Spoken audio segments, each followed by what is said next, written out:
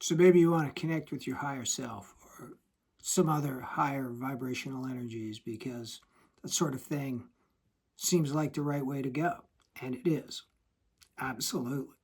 There's many other dimensions and aspects of your own beingness that you can access, as well as other higher dimensional beings that you can hang out with.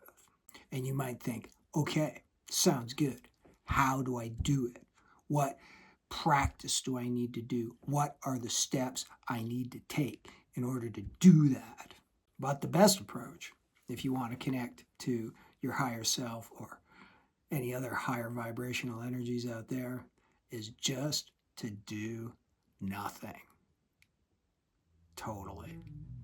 Let me break that down for you.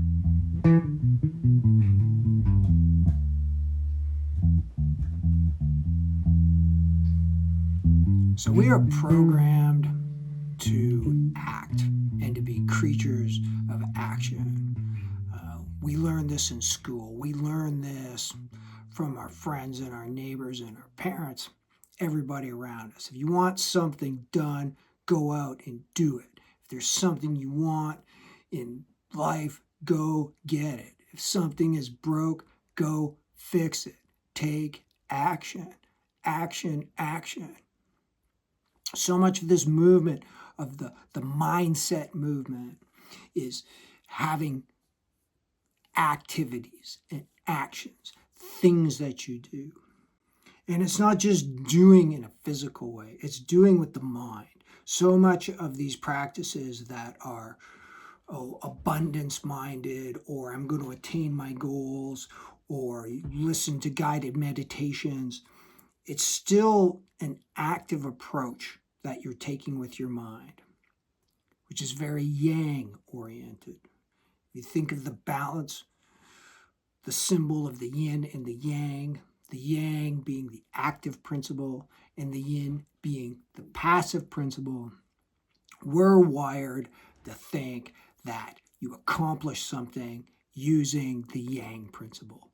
Maybe the yin principle, it's like when you chill out and you rest from all that yang stuff you've been doing, you take some yin time. We don't commonly associate the yin side, the passive side, to the yin-yang principle as the energies that are going to help us get stuff, to accomplish our goals and the things we want in life. We don't think yin is the approach. Yang, yang, yang. Go, go, go. Do, do, do is the way to get what you want around here. Because when it comes to that goal or the practice of trying to connect to higher vibrational energies or higher aspects of our own self, some call it the higher self. There's many fractals and levels to who we are as beings. But just say the higher self, the soul, the deeper part of our beingness. That's not me, Chris, the human, having the human experience down here, but the expanded self.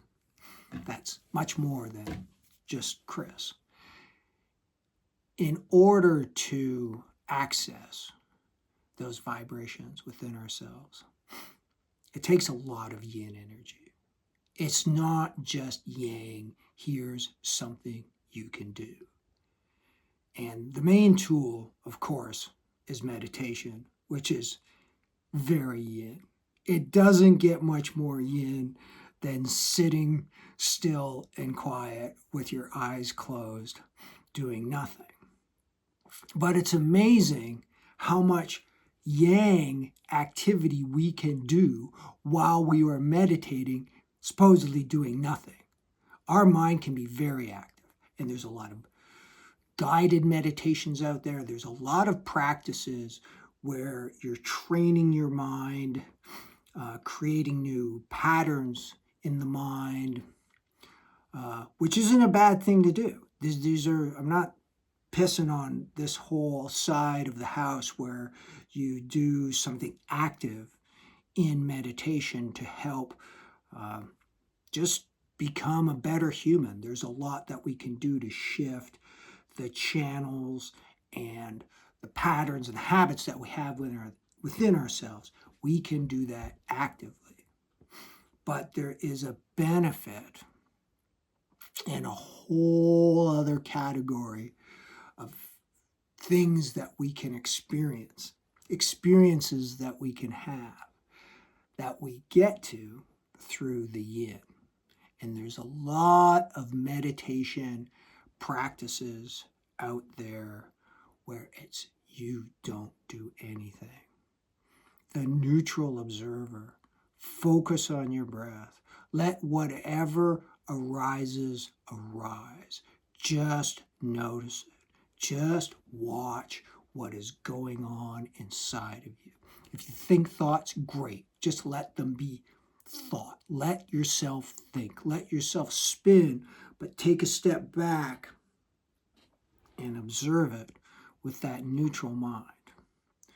And through the practice, this yin approach that we're taking in meditation, where we don't even have any goals, whatever arises, let it arise. Sit down on your meditation cushion or on your couch or in your chair or however you do it with no goal in mind. I am just going to observe whatever comes up and let it do its thing. And when we do that, man, can stuff ever start to shift. Whoa. I notice for myself, sometimes it might take me even a half an hour before my thinking mind just stops doing its thing. Especially if it's later in the day. I try to meditate first thing in the morning before that chainsaw of a mind that I have even starts to fire up, but doesn't matter. It's firing as soon as I open my eyes on the pillow sometimes. And thinking about the day and what I have to do and all those wonderful thoughts that helps me stay alive. I'm not pissing on my mind, but I don't always pay attention to it. And sometimes it can take me a half an hour, 45 minutes in meditation before I can come to the place of just neutrally observing what's going on, focusing on my breath, or I start doing that right away. It takes that long for me to get into this state where that chainsaw is not the most prevalent noise that I'm hearing. It might be pattering away in the background, but that I've cultivated this deeper, still plane that then is the canvas upon which you can have these deeper connections. That's when your higher self is available to you. That's when other higher vibrational energies can be accessed. When the mind is not out on the forefront, when you are not in action mode, when it is not yang time. This is a very yin approach. It's very passive. Though you can actively ask if you want to contact your higher self or higher dimensions, aspects of your own beingness, other higher dimensional beings out there, guides, friends, whoever. I listened to a podcast where somebody he started talking to beings by taking the same approach. And he described it. I just asked, I said, hey, is there anybody out there that, has anything to say? Do you want to share what's going down? And by cultivating a very serene, grounded, peaceful place within yourself, then you will attract those vibrations. You will attract either those aspects of yourself or your star family, soul family, spirit guides, however you want to name them. So we're down here because we don't really know what it's like. I've often described this journey similar to scuba diving, where we're all down here with our scuba gear on, swimming around under the surface of the water, and we have no idea what it's like out in the air, back up on the surface, back on the land.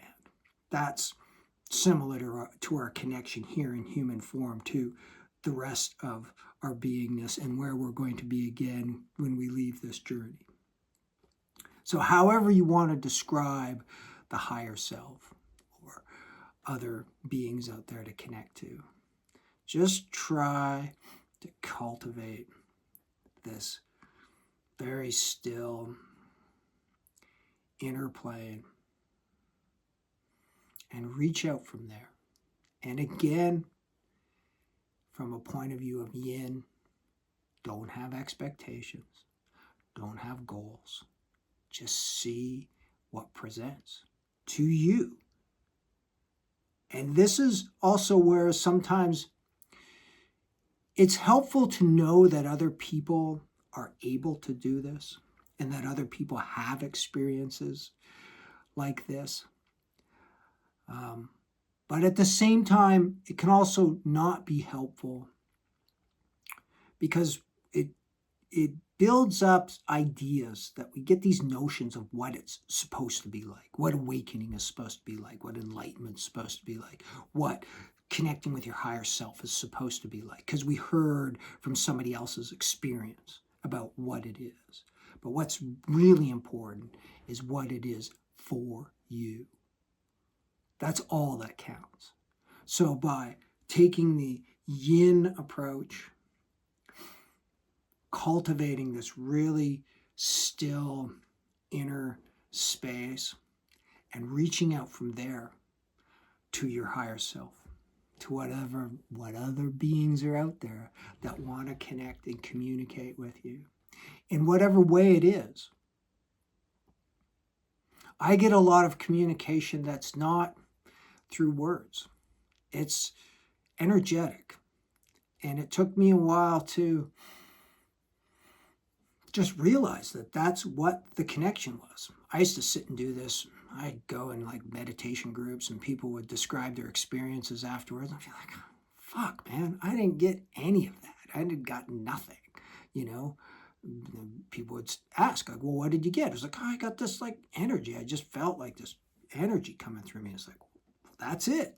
That is the connection. That's how it appears to me. It's not important that other people are hearing words or seeing things in the mind's eye and the third eye. A lot of people can be very clairvoyant and they can see things. People can be clairaudient and they can hear things. I'm more clairsentient.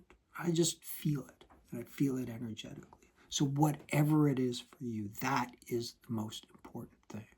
But the stillness and the quiet within yourself in meditation is the key. And be patient with yourself because it takes time to develop it. It's a skill that's learned over many hours of sitting still and quiet with your eyes closed. And but stick with it and be patient and just notice what happens for you as it all goes down. Drop me a note in the comments below if what's going on with you, how this is working, how this is going in your journey. Or you can connect with me through other ways that are listed down below. The Zone of Expandedness has many portals that you can get into to connect with me, and it would be great to hear from you. Like or subscribe, because that just helps this spread out to more and more folks. Thanks for hanging out in the Zone of Expandedness. I'm glad you could stop by. Much love on your journey. Good luck, my friend.